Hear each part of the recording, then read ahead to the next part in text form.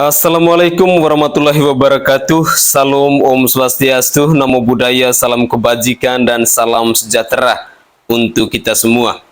Saudaraku sebangsa dan setanah air, para penonton kanal YouTubeku yang sangat saya hormati dan sangat saya cintai. Salam jumpa dan selamat bertemu kembali bersama saya Sainai, tentunya di channel YouTube Sainai TV. Saudaraku sebangsa dan setanah air, dalam beberapa menit ke depan, saya mau menyajikan cuplikan video. Video ini saya sajikan untuk membuat sebuah perbandingan, karena banyak sekali komentar-komentar yang masuk di channel YouTube saya, alasan kenapa orang-orang itu memilih Gibran Rakabuming Raka. Alasan kenapa netizen itu mau mendukung Gibran Rakabuming Raka. Hampir sebagian besar mengatakan bahwa mereka mendukung Gibran Rakabuming Raka karena Gibran Rakabuming Raka adalah anak dari seorang Presiden Joko Widodo. Lantas yang menjadi pertanyaan saya, apakah kualitas, pengalaman, intelektualitas, mentalitas yang dimiliki oleh seorang Gibran Rakabuming Raka itu sama dengan Bapak Presiden Insinyur Haji Joko Widodo? Untuk lebih jelasnya, saya ingin mengajak pemirsa sekalian, mari kita bersama-sama menyimak cuplikan-cuplikan video berikut ini. Antara lain adalah kunjungan Presiden Insinyur Haji Joko Widodo ke Provinsi Nusa Tenggara Timur beberapa hari kemarin, dan juga ada cuplikan video tentang Gibran Rakabuming Raka yang hari ini, yang beberapa bulan terakhir ini menjadi bahan bulian kepada Gibran Rakabuming Raka. Mari kita saksikan bersama-sama.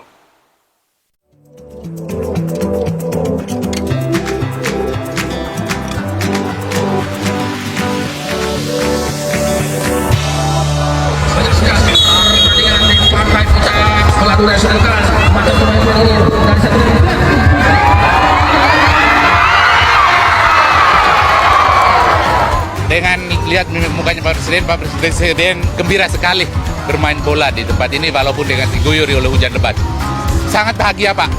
Seumur hidup saya selama ini Presiden memang sering kali kunjung ke sini. Baru kali ini saya bisa berjabat tangan dengan Presiden karena bermain bola bersama Presiden lagi. Pemain-pemain legend yang mendunia yang bisa bertaraf internasional di sini juga belum tentu bisa bermain bersama Presiden.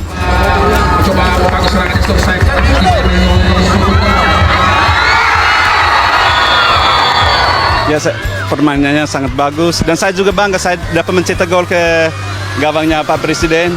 Sungguh luar biasa, dari istana jauh-jauh datang bermain dengan kami di desa sini di Batu Cermin. Istilahnya permainan kekeluargaan lah. Rasa persaudaraan yang begitu tinggi di antara kami bersama Bapak Presiden. Itu kebahagiaan kami. Kami bangga sekali bisa bermain bersama Bapak Presiden. Yang paling penting gembira dan sportif, yang paling penting itu. Pertandingan persaudaraan, persahabatan. Yang paling senang Pak Gubernur senang, Pak Bupati senang, semua pemain senang. Yang paling penting itu.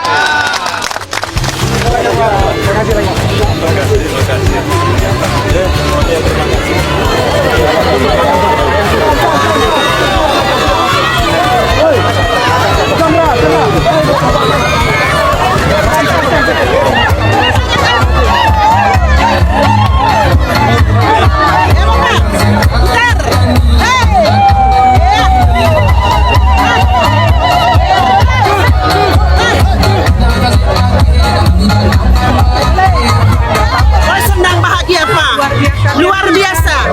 Yang selama ini kami menantikan bahwa Bapak Presiden harus ketemu langsung. Tapi hari ini kami semua, khusus untuk orang Jawa, hanya dengan Jai bisa ketemu dengan Bapak Presiden. Tidak semua orang bisa ketemu langsung dan menari langsung dengan Bapak Presiden. Hanya kami orang yang penari. Dan semoga sehat, kuat, terus kalau masih ada waktu kembali ke kunjung Labuan Bajo.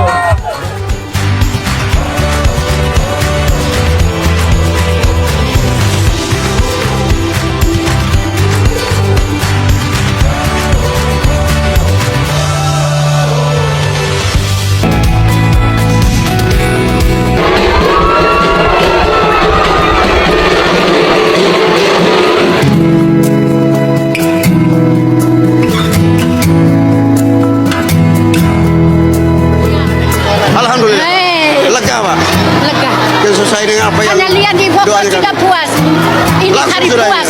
Pegang tangan cium. Saya puas ini hari. Bahagia betul. Saya terima kasih kepada Bapak Presiden karena ini hari tidak sangka-sangka Bapak Presiden memberi saya rezeki, karena mungkin tadi malam saya novena untuk Bapak Presiden yang datang. Semoga Bapak Presiden bisa memberi saya rezeki lewat usaha-usaha saya.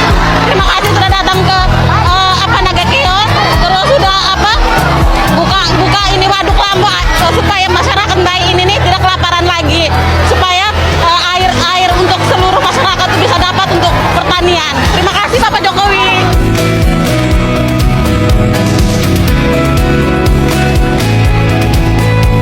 Wow,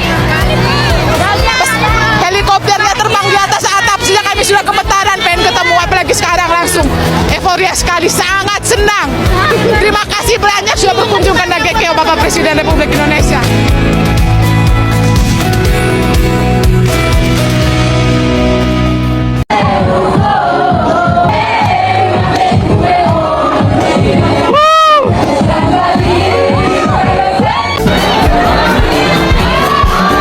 Jujur kami sangat senang dengan kedatangan beliau, karena beliau bukan cuma datang tapi membangun NTT.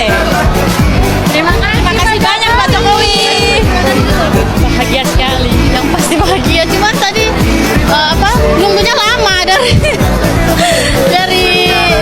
jam 6, setengah 7. Sempat mau pulang tadi, tapi karena dengar ada bunyi-bunyi itu langsung naik lagi ke sini. Akhirnya sempat dapat foto tadi di sini. Senang banget sih, rasa istimewa aja, kagum gitu. Pesanannya ada kuecel sapi goreng, capcay seafood, sama ada nasi goreng spesial juga.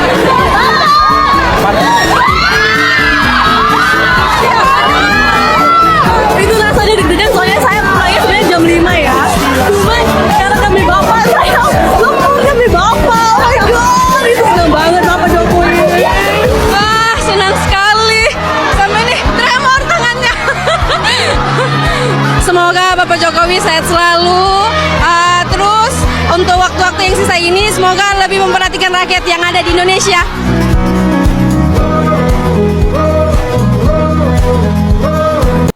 Oke guys, itulah cuplikan-cuplikan video berkaitan dengan kunjungan Bapak Presiden Joko Widodo ke Provinsi Nusa Tenggara Timur.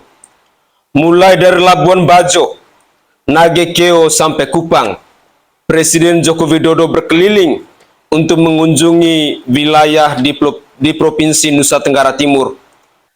Adalah sebuah kebanggaan tersendiri untuk orang-orang di Provinsi Nusa Tenggara Timur ketika seorang Presiden Joko Widodo bisa datang untuk berkunjung di tempat mereka.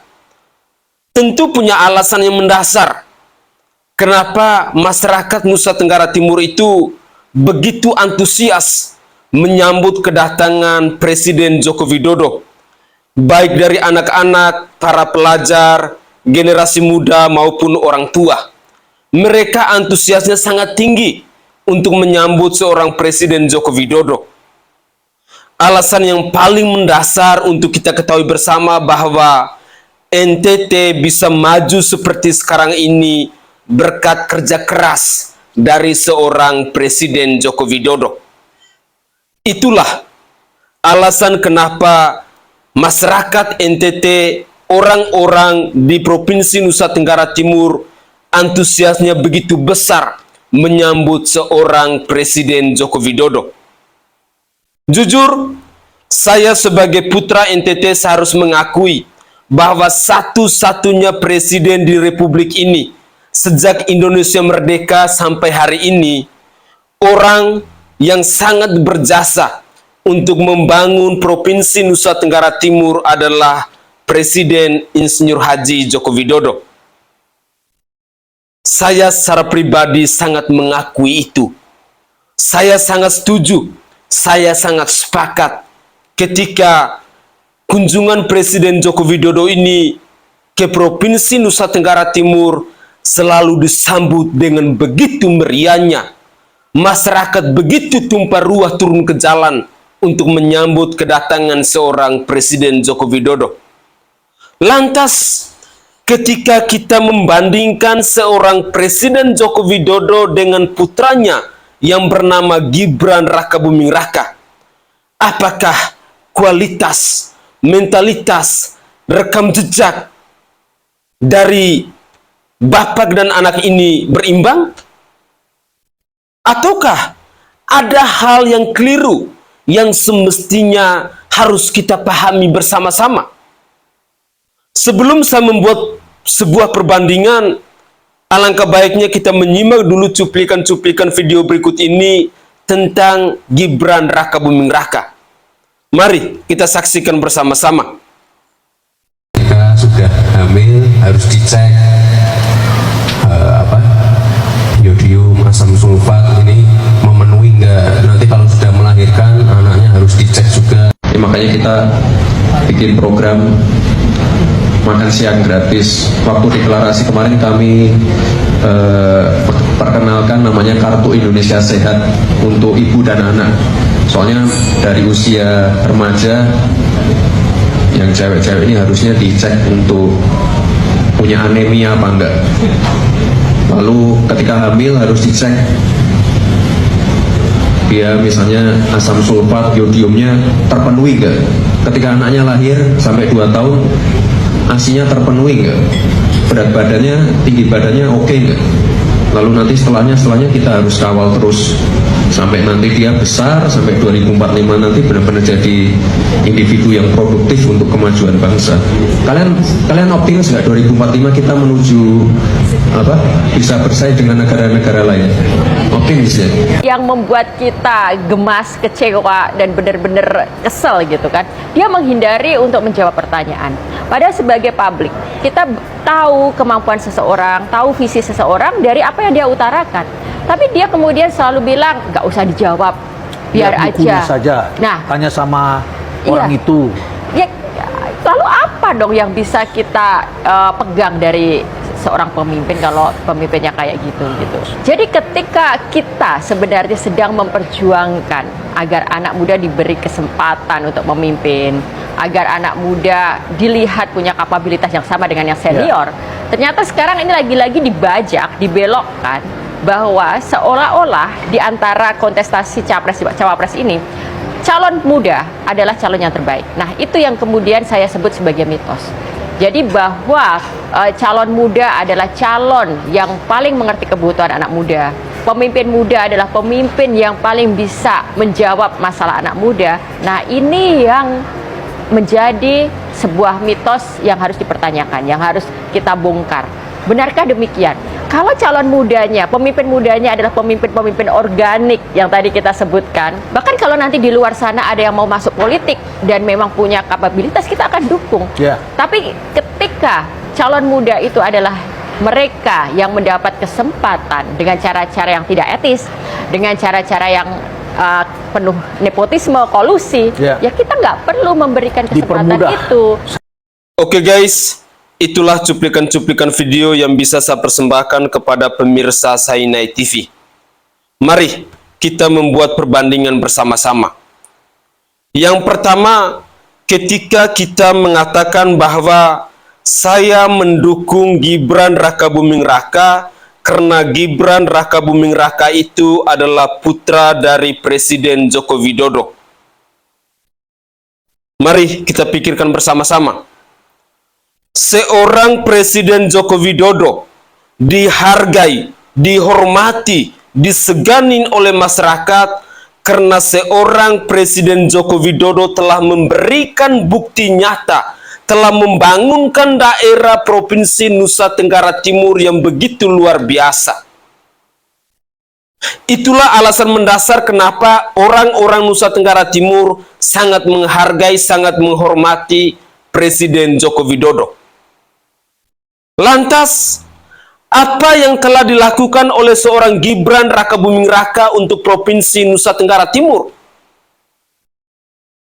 Apakah kualitas dari seorang Gibran Rakabuming Raka ini sama dengan bapaknya Presiden Joko Widodo? Belum tentu. Dalam beberapa kesempatan ketika saya mencoba untuk mengamati, kemampuan untuk berkomunikasi saja tidak sama. Joko Widodo mentalnya jauh berbeda.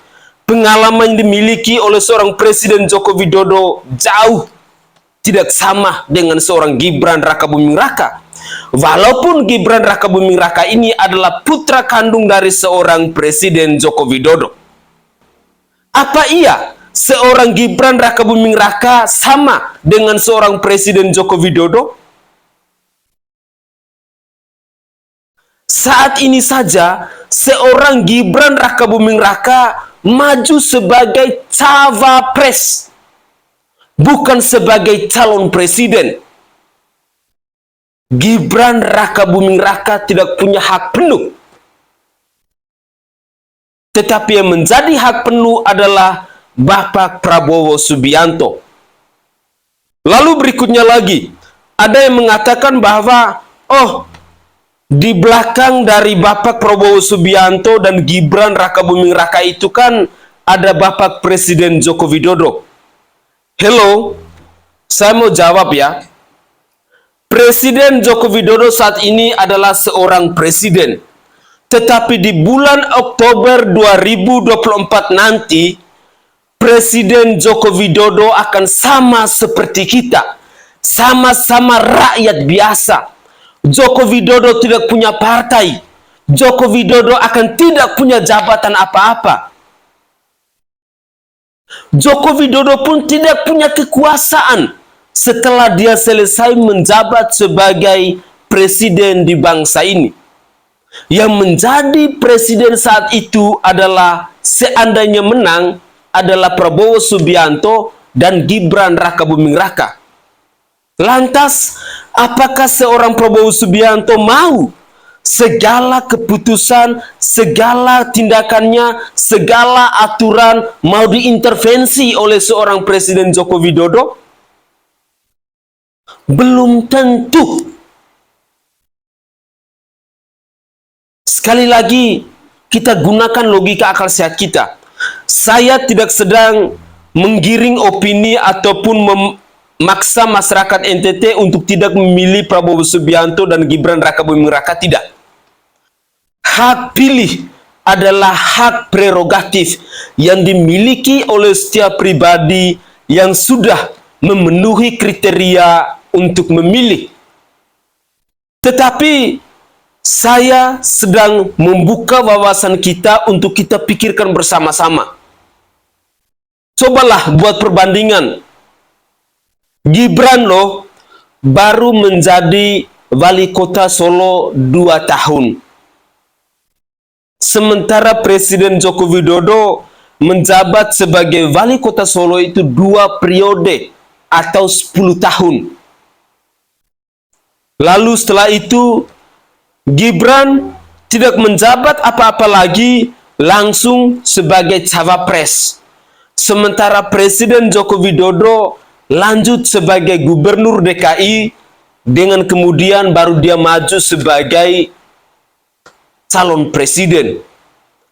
Di sini saja kita sudah mampu untuk membedakan tentang rekam jejak, pengalaman, kemampuan, kualitas yang dimiliki oleh seorang Presiden Joko Widodo.